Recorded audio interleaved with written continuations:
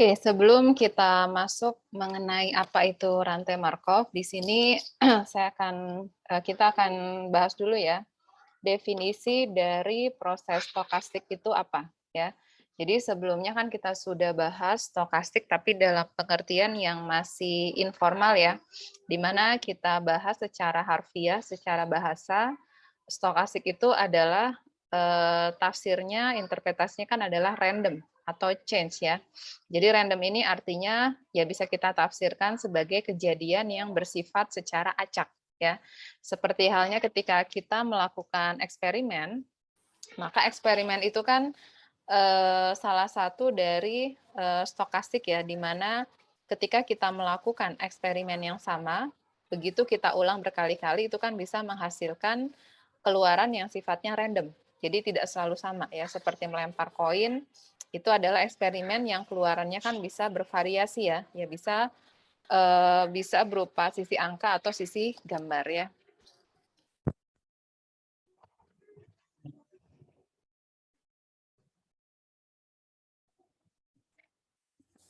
Pengertian stokastik secara matematika ya. Apa itu proses stokastik? Ya, suara saya masih terdengar? Halo, suara Masih, saya? Bu. Oke. Masih, Bu. Oke, sekarang kita definisikan proses stokastik secara matematika. Ini adalah sebuah himpunan ya, di mana himpunan ini berisikan deretan purba acak yang memiliki indeks T. Jadi dengan kata lain, proses stokastik itu adalah koleksi ya. Koleksi itu adalah himpunan. Himpunan dari purba acak yang memiliki indeks T. Atau di sini secara matematika, purba acak itu kan biasanya kita notasikan dengan X ya. Kemudian karena dia memiliki indeks T, maka kita sebut X T seperti ini. Ya, silakan bisa pakai X dalam kurung T. Ada juga yang menuliskannya sebagai X, indeks T-nya kecil di bawah ya. Di mana T ini secara umum ini biasanya kita interpretasikan sebagai waktu. T-nya itu dari time, walaupun tidak selalu waktu ya. Jadi indeksnya bisa waktu, bisa ruang, dan lain sebagainya. Cuman di sini proses stokastik yang kita bahas, kita batasi di mana T-nya itu dia berperan sebagai waktu. Ya. Jadi kalau kita punya XT, ya XT itu apa? Ini bisa kita pandang sebagai state. Ya, state itu atau kita sebut keadaan, ya. Di mana XT itu adalah keadaan dari suatu proses pada waktu ke T. Ya, jadi X-nya ini menyatakan purba acak yang menyatakan keadaan, ya. Di mana keadaannya ini bisa kita amati pada waktu ke T. Jadi sebagai contoh, kalau kita punya XT-nya sama dengan I, artinya apa? Proses kita ada di keadaan I pada waktu ke T. Ya, jadi XT sama dengan I artinya proses ada di keadaan I pada waktu ke T. Ya. Nah, dari himpunan purba acak dengan indeks T ini, ya himpunan yang dituliskan di sini, ini ada satu notasi T besar. Ya. T besar ini juga merupakan himpunan, tapi himpunan dari indeks waktu. Ya, karena T-nya, T kecil dia adalah anggota dari T besar. Jadi T besar ini menyatakan himpunan juga, tapi himpunan yang berisikan indeks dari si waktunya. Ya. Oke, kemudian di sini selain kita punya himpunan waktu, ya, kita juga punya himpunan yang kita sebut dengan ruang keadaan. Di mana ruang keadaan itu adalah isinya adalah anggota ya dari semua keadaan yang memungkinkan. Jadi nilai yang diasumsikan oleh purba acak XT, ya ini tadi ya salah satunya misalkan ada di keadaan I. Di mana pada suatu waktu kan tidak selalu ada di keadaan I. Ya bisa saja di keadaan J atau di keadaan K dan lain sebagainya, atau kita tuliskan dalam bentuk angka 1, 2, 3. Ya jadi misalkan ada di keadaan 1, keadaan 2 dan lain sebagainya. Karena di setiap waktu ya itu bisa berada di berbagai macam keadaan, ketika kita kumpulkan semua kemungkinan keadaan yang mungkin terjadi dari suatu proses, maka nilai-nilai ini kalau kita kumpulkan itu kita sebut dengan ruang keadaan. Ya. Jadi ruang keadaan ini sebenarnya ekivalen dengan ruang sampel. Ya. Di mana ruang sampel ini yang sudah pernah kita bahas di awal-awal pertemuan ya. Ini kan menyatakan apa? ini adalah himpunan dari semua kejadian yang memungkinkan, ya. Jadi ketika kita melakukan eksperimen, kemudian kita amati, keluarannya kan bisa bermacam-macam ya.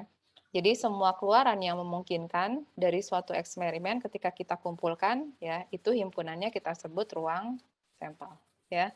Nah, khusus untuk proses stokastik, keluarannya itu kita sebut keadaan, ya. Jadi keluaran, ya, jadi kalau stokastik itu kita pandang sebagai eksperimen, maka semua hasil dari proses stokastik yang memungkinkan kita sebut keadaan ya. Semua keadaan yang memungkinkan kita kumpulkan dalam satu himpunan itu kita sebut dengan ruang keadaan ya. Jadi ruang keadaan itu sama aja ya, ekivalen dengan ruang sampel ya. Oke, nah tadi sebagai proses stokastik kita berbicara ada indeks T besar ya. Jadi berdasarkan waktu itu bisa kita bedakan menjadi dua ya. Waktu T besar, ada waktu yang bersifat diskrit, ada waktu yang bersifat kontinu ya.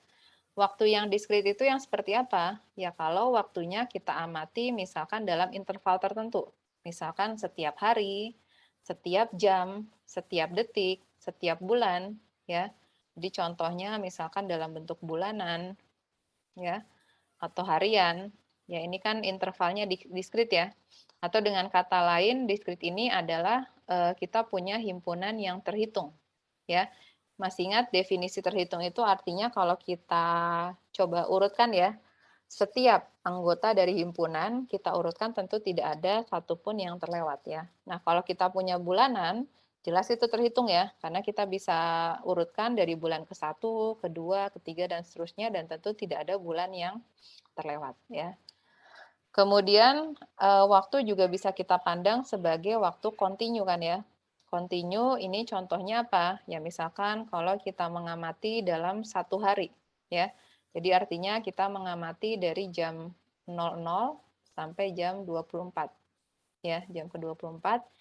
Ini jelas dia adalah kontinu ya. Jadi kita amati secara real time ya, secara real time, tidak kita bagi-bagi ya waktunya, kita amati secara kontinu, maka ini adalah waktu yang bersifat kontinu. Ya, jadi artinya kontinu itu apa? Kalau himpunannya itu adalah himpunan tak terhitung. Ya, atau dia adalah suatu selang dari bilangan real, ya. Jadi berdasarkan waktu, karena waktu bisa kita bagi dua jadi diskrit dan kontinu, maka proses stokastik bisa kita bedakan menjadi dua ya, yaitu proses stokastik dengan waktu diskrit, ya di mana kalau T-nya kita pandang dia merupakan himpunan terhitung. Ya, contohnya misalkan XT, ya ini adalah keadaan pada waktu ke T, di mana T-nya dari 0, 1, 2, dan seterusnya. Ya, ini adalah bilangan bulat ya, kalau bulat itu kan himpunan terhitung. Kemudian kita juga bisa bedakan proses stokastik dengan waktu kontinu. Ya, artinya apa? Kalau T-nya dia adalah himpunan tak terhitung. Atau sebagai contoh kita ambil suatu selang tertentu yang isinya adalah bilangan real ya. Jadi contohnya misalkan kita mengamati XT ya. Ini adalah keadaan pada waktu ke T ya, di mana T-nya misalkan kita ambil lebih besar dari 0 ya, lebih besar sama dengan 0. Ya. Jadi berdasarkan waktu bisa kita bagi dua ya, stokastik dengan waktu diskrit dan stokastik dengan waktu kontinu. Nah, berikutnya berdasarkan keadaan, ya, keadaan juga sama. Ya, state atau keadaan atau dari keadaan itu kan kita notasikan dengan X ya, atau keadaan pada waktu ke T berarti XT. Keadaan juga sama, ya. Keadaan bisa kita pandang diskrit, bisa kita pandang juga sebagai kontinu, ya. Diskrit itu yang seperti apa? Ya sama halnya seperti waktu diskrit. Artinya kita punya himpunan ruang keadaan ya, di mana dia adalah himpunan terhitung. Ya, contohnya apa? Misalkan S-nya ya dia berupa bilangan bulat ya dari 0, 1, 2 dan sebagainya. Kemudian keadaan juga bisa kita pandang kontinu. Ya, kalau apa? Kalau ruang keadaannya dia adalah berupa himpunan tak terhitung. Ya, contohnya kalau kita ambil suatu selang yang merupakan bilangan real. Ya. Contohnya ini ya, berarti kita punya S, ruang keadaannya kita definisikan misalkan XT-nya lebih besar dari 0. Ya. Contoh Contoh real dari keadaan itu yang seperti apa sih? Keadaan yang kontinu, keadaan yang diskrit itu yang seperti apa? Contohnya misalkan, mungkin saya kasih tahu dulu ya, beberapa contoh stokastik itu adalah di antaranya misalkan, seperti, mata uang ya, nilai kurs ya, kurs rupiah terhadap dolar, itu sebenarnya masuk ke dalam stokastik. Ya kenapa? Ya karena setiap harinya kita selalu melihat nilai yang berbeda. Tukar rupiah kan terhadap dolar nilainya selalu bervariasi setiap harinya, ya. Jadi yang disebut keadaan untuk, nilai kurs tukar rupiah ya, itu adalah keadaannya yaitu nominal dari si nilai tukar rupiah terhadap dolar.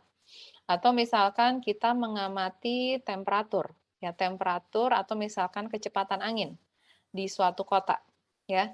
Temperatur itu kita sebut keadaan dalam proses stokastik, ya. Nah, keadaannya itu untuk temperatur dia berupa kontinu atau kita pandang ruang keadaannya diskrit. Ya tergantung, ya. Tapi secara umum yang namanya temperatur, ya temperatur itu kan sebenarnya dia bilangan kontinu ya. Jadi ruang keadaan untuk temperatur, ya, kalau kita berbicara temperatur sebagai keadaan, ya, maka ruang keadaannya dia berupa bilangan real ya, bisa negatif ataupun positif ya. Jadi bisa dari minus tahingga sampai tahingga ya ruang keadaannya. Nah, bisa saja misalkan kita tidak mau memandang ruang keadaannya sebagai keadaan kontinu, ini bisa kita pandang sebagai keadaan diskrit. Bagaimana? Ya berarti harus kita bagi-bagi ya. Jadi caranya adalah misalkan saya bagi keadaan misalkan keadaan dingin ya, lagi cuaca dingin. Misalkan dingin itu kalau di bawah misalkan berapa derajat Celcius. Kemudian misalkan cuacanya sedang atau misalkan di sini keadaannya saya bagi jadi 3 ya. Jadi dibagi 3 berdasarkan temperatur tertentu ya. Jadi ketika temperaturnya saya bagi-bagi berdasarkan kondisi cuacanya ya, maka di sini sekarang saya punya ruang keadaan yang sifatnya dia merupakan keadaan yang bersifat diskrit ya. Jadi saya kategorikan ya, dingin, sedang sama panas ya. Nah, waktu yang diskrit sama kontinu tadi sudah dibahas ya. Jadi misalkan kita mengamati temperatur ya. Kalau misalkan kita punya temperaturnya itu kita amati secara kontinu dalam waktu real time, maka ini bisa kita gambarkan ya. Proses stokastik di mana kita mengamati keadaan temperatur ya. Maka ini bisa kita ilustrasikan atau digambarkan dengan dalam menggunakan koordinat kartesius ya, di mana sumbu X-nya adalah waktu, ya, sedangkan sumbu Y-nya itu adalah ini keadaannya, XT, ya. Nah, kalau XT-nya adalah temperatur, berarti di sini saya pakai satuannya derajat Celcius, ya. Nah, derajat Celcius kalau kita pandang temperaturnya secara bilangan sebagai apa keadaan kontinu ya, maka sepanjang waktu kita bisa mengamati fenomena temperatur ya akan naik, ya turun ya. Jadi bisa kita gambarkan dengan suatu grafik ya, grafik garis ya. Jadi kita bisa lihat ya polanya bagaimana si temperatur sepanjang waktunya ya.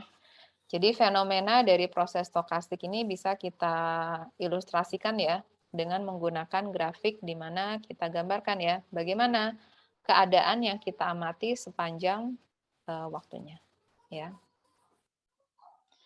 Nah, dari sini pembagian proses stokastik berdasarkan waktu dan berdasarkan keadaan kita bisa kategorikan kita kombinasikan ya. Jadi kita bisa punya proses stokastik di mana waktunya diskrit dan keadaannya juga diskrit. Bisa juga kita punya stokastik di mana waktunya diskrit, kemudian keadaannya kontinu.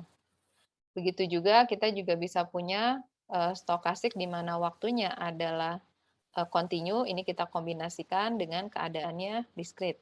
Ya, dan satu lagi, kalau waktunya kontinu, kita bisa kombinasikan dengan keadaan yang kontinu juga. Ya. Jadi berdasarkan pembagian berdasarkan waktu dan keadaan kita punya 4 ya, 4 jenis proses stokastik ya, berdasarkan waktu dan berdasarkan keadaan. ya.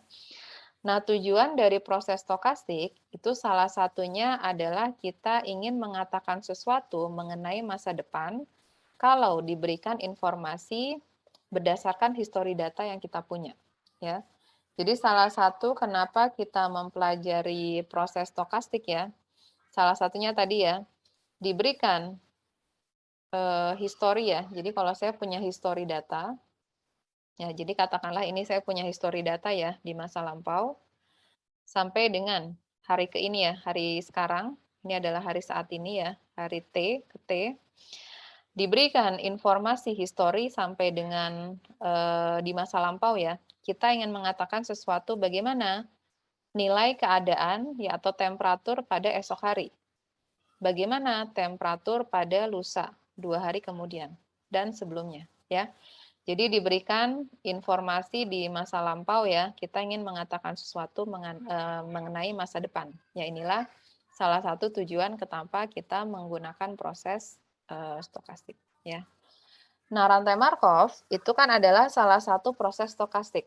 Proses stokastik yang mana? Karena kan kita punya 4 kombinasi ya pilihannya. Nah, rantai Markov itu adalah proses stokastik yang paling sederhana di mana waktunya itu adalah waktu diskrit. Ini ya, waktunya diskrit dan keadaannya itu juga diskrit ya. Jadi kombinasi di mana waktunya diskrit dan keadaannya diskrit, ya inilah salah satu proses stokastik yang kita sebut dengan rantai Markov ya.